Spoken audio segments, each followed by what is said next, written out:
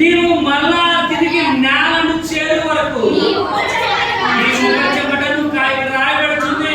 నువ్వు ఎక్కడి నుంచి వచ్చావో మళ్ళా నువ్వు అక్కడికి వెళ్ళిపోవాలి. నువ్వు మట్టి నుంచి తీయబడింది కనుక నువ్వు మళ్ళా మట్టిలోనికి వెళ్ళిపోవాలి.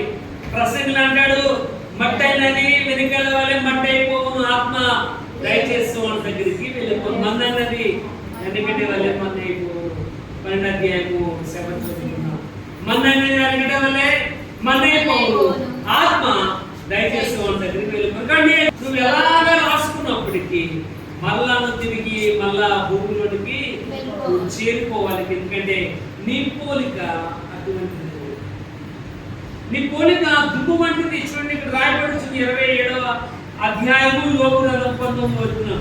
అనుకున్నా మన పొద్దున లేస్తామన్న గ్యారంటీ కూడా మనకి